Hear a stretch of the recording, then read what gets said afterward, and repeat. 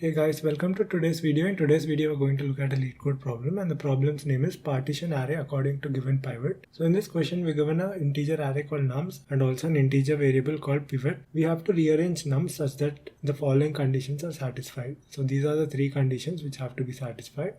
The first one says that every element less than the value of pivot appears before every element greater than pivot. Every element equal to pivot appears in between the elements that are less than and greater than pivot. And the third rule is that the relative order of elements, that is the order of insertion or the order in which they appear, less than pivot, and the elements greater than pivot is maintained. So the elements less than pivot should not be sorted in ascending order. Neither the elements greater than pivot should not be sorted in ascending order. And finally, our task is to return nums after the rearrangement. So let's take these examples and see how we can solve this question. So I've taken the same example as example 1. The pivot is 10, so we have two pivot elements and we have to pick all the elements less than pivot. 9 is less than 10, 5 is less than 10 and 3 is less than 10. So all three should appear in the beginning. So here relative order of insertion should be maintained. So 9, 5, 3 will appear, and then the two pivot elements should appear, and then the remaining elements greater than pivot, that is 12 and 14.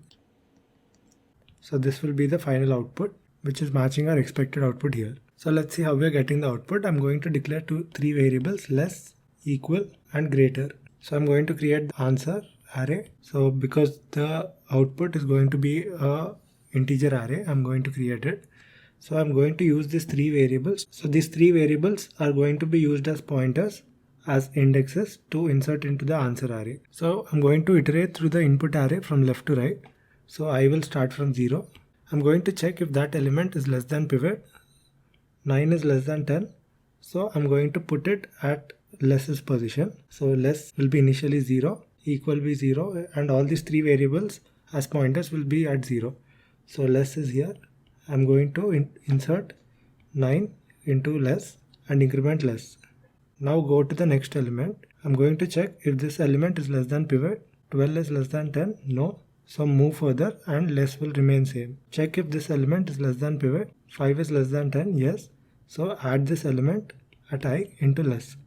So 5 will be added here and we increment less. Now I is here. Check if this element is less than pivot. Pivot no. So move I further.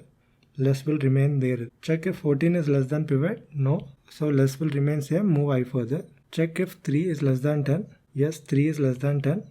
So add 3 at less and increment less and move I further. Check if 10 is less than 10. No. So move I further and we reach the end of the input array.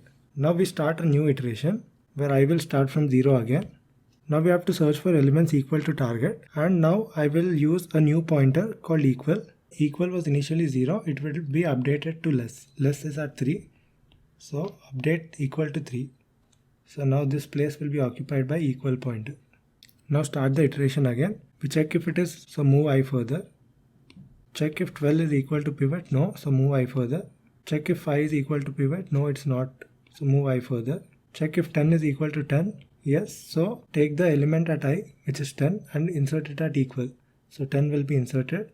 Now increment equal to make space for the next insertion. Move I further. Check if 14 is equal to pivot. No. So move I further. Check if 3 is equal to pivot. No. So move I further.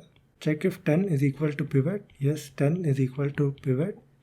So take that element at I and insert it at equal. 10 will be inserted and now equal will be incremented and move I further. Now we reach the end of the iteration and we start a new iteration where I will be pointing at the beginning again to access elements which are greater than pivot. So equal will be updated. Equal is at 5 and we point greater to equal. So greater will be 5. We start with the new iteration. I is at 0. We check if 9 is greater than 10. No.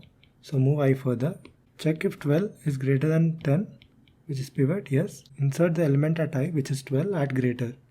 So 12 will be inserted and move greater forward to add the next greater element. Move I forward. In the next iteration, I will be pointing at 5. Check if 5 is greater than 10. No. So move I further. Check if 10 is greater than 10. No. So move I further. Check if 14 is greater than 10.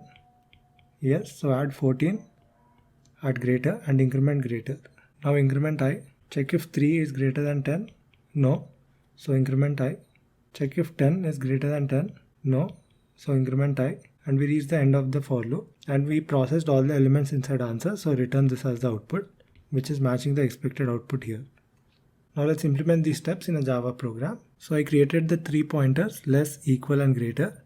And I created the output array which will be of the same length as input array. So this is input and this is the output array which I created. Now this is for less elements. So we do one iteration here, and before starting the next iteration I make equal point to less, and then I do another iteration, the second iteration for equal elements. So I check if nums is equal to pivot, and before starting the new iteration I make greater point to equal, and then do the final iteration which will be finding greater element than pivot. So I'm using greater here. So first I check less elements, equal elements and greater elements, and use these 3 pointers to point inside the output array answer, and finally outside the for loop I will return this array which is the output. So the time complexity of this approach is O of 3n, which is equal to O of n, and the space complexity is O of 1 because we are not going to count the output array inside the space complexity.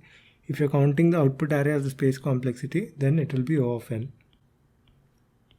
That's it guys, thank you for watching and I'll see you in the next video.